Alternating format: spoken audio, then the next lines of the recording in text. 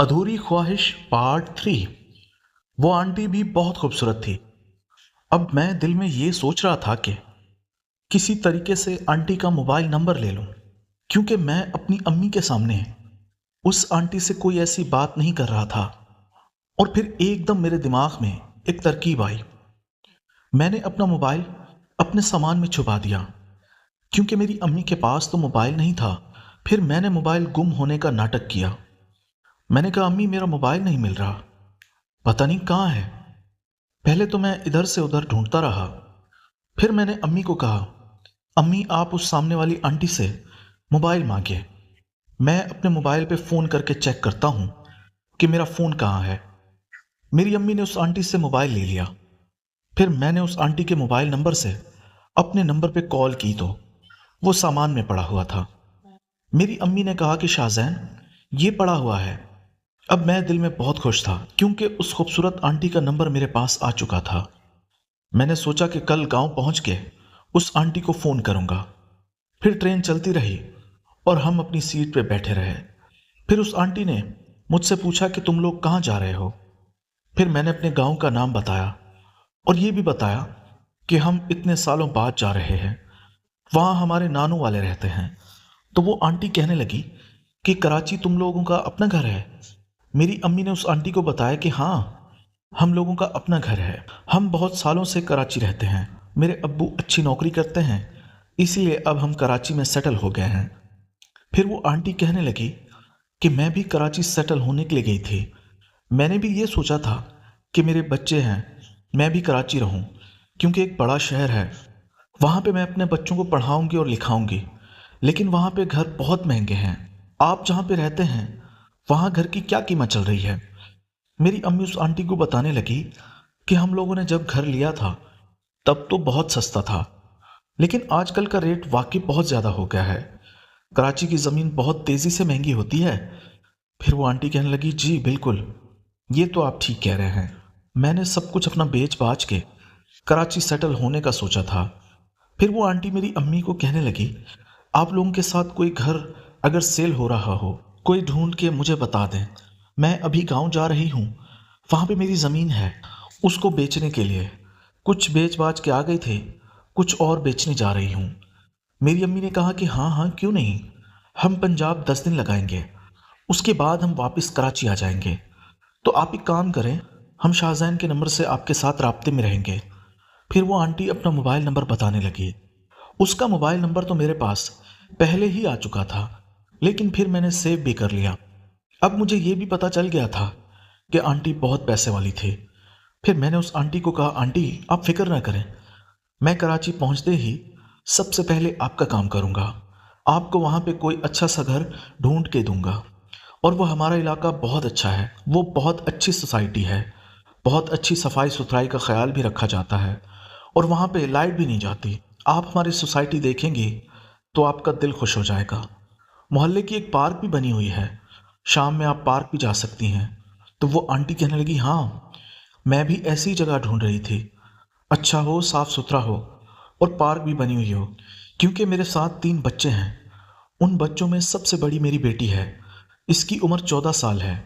इससे छोटा मेरा बेटा है, उसका नाम अली है, उसकी उम्र 10 साल है। और इससे भी छोटा एक बेटा है, इसका नाम रज़ा है, वो 7 साल का है।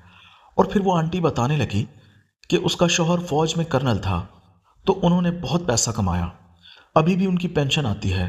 वो रिटायर्ड हुए थे, बहुत अच्छी पेंशन आई थी, और वो फिर बाद में बीमार हो गए थे, वो इस दुनिया से चल बसे।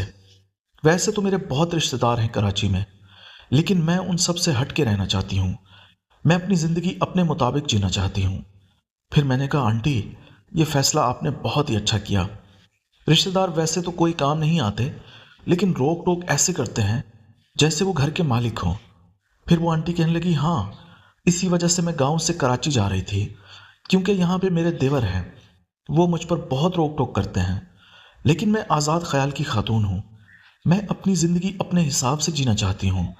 जब मैंने उस आंटी के मुंह से ये सुना, मैं दिल में और भी ज़्यादा खुश हो गया, क्योंकि मैं भी ऐसी आंटी ढूंढ रहा था जो मालदार हो और आज़ाद ख्याल की मालिक भी हो।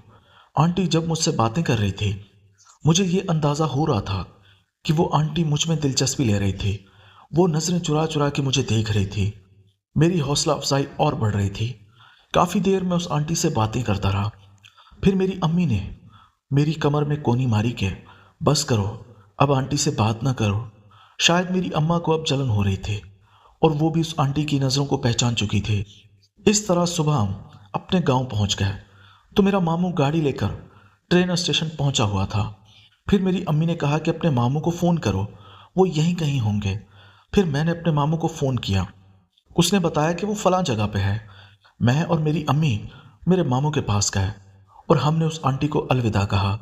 फिर जाते हुए आंटी फिर मेरी अम्मी को कहने लगी, मेरा काम आपने भूलना नहीं है, लाजमी करना है। हम आए मामू को गले मिले। मेरे मामू ने मेरी अम्मी के सर पे हाथ रखा।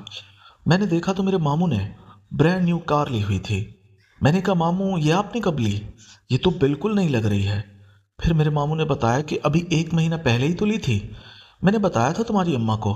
फिर मेरी अम्मी कहने लगी, हाँ हाँ, तुम्हारे मामू ने बताया था।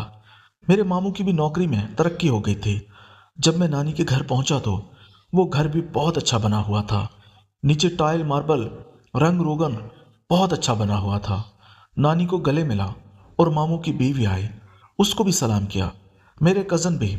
मेरी नानी ने हम लोगों के लिए बहुत अच्छा नाश्ता बनाया हुआ था। मक्खन लस्सी था, गांव में जो होता है।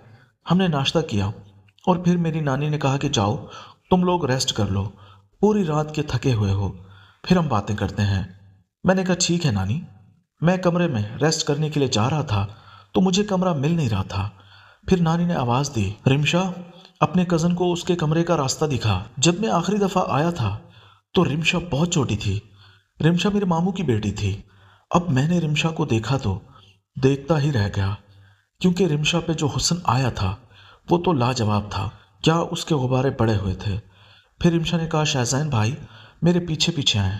फिर मैंने दिल में सोचा कि रिमशा का काम तो ज़रूर उतारूंगा, अपनी अम्मी का और अपनी मामी का भी। फिर रिमशा मुझे कहने लगी, तुम कराची रहते हो, मुझे कराची के लोग बहुत अच्छे लगते हैं क्योंकि वो पढ़े लिखे होते हैं, तमीज़दार होते हैं। यहाँ गांव में आवारा लड़के होते हैं, पढ़े लिखे भी नहीं होते और आवारगर्दी करते हैं। देखो तुमने कितने अच्छे कपड़े पहने हुए हैं। मैंने पैंट शर्ट पहनी हुई थी और मुझे यही कपड़े अच्छे लगते थे। मुझे गांव की निस्बत शहर बहुत अच्छा लगता था। तो मैंने कहा, रिमशा इसमें क्या बड़ी बात है, इस दफ़ा तुम भी हमारे साथ कराची चले चलना। फिर रिमशा कहने लगी, हाँ मैं अब्बू से बात करूँगी। मैंने देखा तो रिमशा भी मुझसे अट्रैक्ट हो रही थी। असल में मेरी पर्सनैलिटी दिखने में बहुत ही अच्छी थी। रंग मेरा बिल्कुल गोरा चिट्टा था, सीना चौड़ा था, बॉडी मेरी बहुत अच्छी खूबसूरत थी। सबको ऐसे लगता था जैसे मैं जिम करता हूँ, इसीलिए जो भी मैं पहनता था वो मुझ पे सूट भी करता था। खैर इतने में कमरा भी आ गया। मैंने देखा तो कमरा बहुत साफ सुथरा बना हुआ था। मुझे रिमशा कहने लगी, शाहजैन भाई ये मैंने ही आपके लिए साफ़ किया है। मैंने कहा, शुक्रिया। फिर वो मुझे कहने लगी, ये तुम्हारा कमरा है और ये बराबर में तुम्हारी अम्मी का है। मैं तो और भी परेशान हो गया, क्योंकि अम्मी तो ये कहकर आई थी कि वहाँ पे हमें एक ही कमरा मिलेगा, लेकिन यहाँ तो उन लोगों ने अलग अलग बनाया हुआ था। मैंने कहा, चलो बाद में अम्मी से बात करूँगा। फिर मैं चला गया रेस्ट करने। अब मैं बेड पे सोया तो पंखा चल रहा था। हल्की हल्की ठंडी हवा लग रही थी। मेरा जिस्म थकान की वजह से वैसे ही चूर था तो मेरी आंख लग गई। दोस्तों, इस कहानी की अगली किस्त देखने के लिए इस चैनल को सब्सक्राइब कर लीजिए और बेल के आइकन को क्लिक कर लीजिए ताकि नई आने वाली किस्त आपको जल्द से जल्द मिल सके। शुक्रिया।